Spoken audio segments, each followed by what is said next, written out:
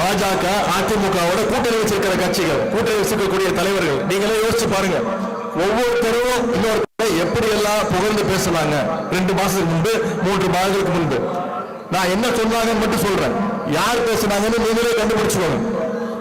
இப்ப கூட்டணி இருக்கக்கூடிய ஒருத்தர் சொன்னார், திரு எடப்பாடி பழனிசாமி அவர்களோட கூட்டணி வைக்கிறதுக்கு சொல்லிடலாம்.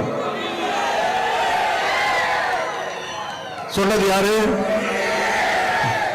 இன்னொருத்தர் இருக்கிறாரு, அவர் சொன்னாரு, திரு எடப்பாடி பழனிசாமி அவர்களுக்கு எந்த அருகதையும் கிடையாது, ஒரு கவுன்சிலர் அவர்களுக்கு ஒரு தகுதி கிடையாது, அவர் ஒரு டயர் நக்கி அப்படின்னு சொன்னது யாரு?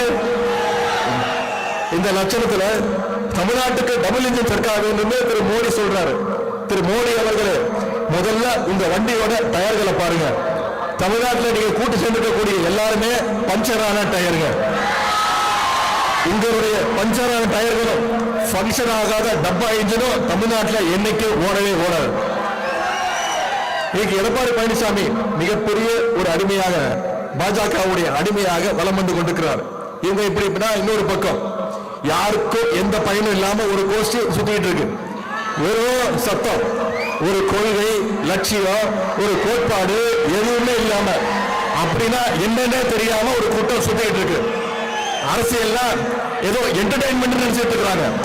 அவங்களுக்கு இளைஞர் தலைவர்கள் நீங்க சொல்லணும், அரசியல்னா மக்கள் பணினா என்டர்டைன்மெண்ட் கிடையாது, அது ஒரு கமிட்மெண்ட், அது ஒரு டெடிகேஷன் என்பதை நாம திமுக இளைஞர் தலைவர்கள் நம்ம ப்ரூவ் பண்ணி காட்ட வேண்டும். இந்த கமிட்மெண்ட்டும் டெடிகேஷனும் இல்லாத அந்த கூட்டத்தை வச்சுக்கிட்டு யாராலையும் எதுவும் சாதிக்க முடியாது.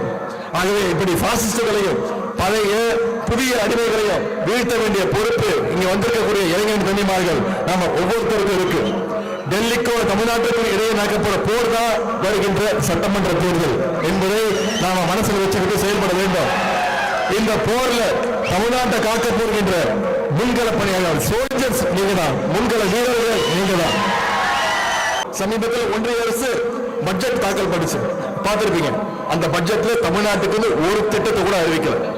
ஆனா எதிர்கட்சி தலைவர் எடப்பாடி பழனிசாமி என்ன சொல்றாரு?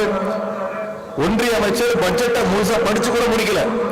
படிச்சு முடிக்கிறதுக்கு முன்னாடியே எதிர்கட்சி தலைவர் திரு எடப்பாடி பழனிசாமி வாழ்த்து சொல்றாரு, என்ன மிகச்சிறந்த பட்ஜெட் அப்படின்னு. நீங்க எல்லாம் முரட்டு பக்தர்கள் கேள்விப்பட்டிருப்பீங்க, முரட்டு தொண்டர்கள் கேள்விப்பட்டிருப்பீங்க.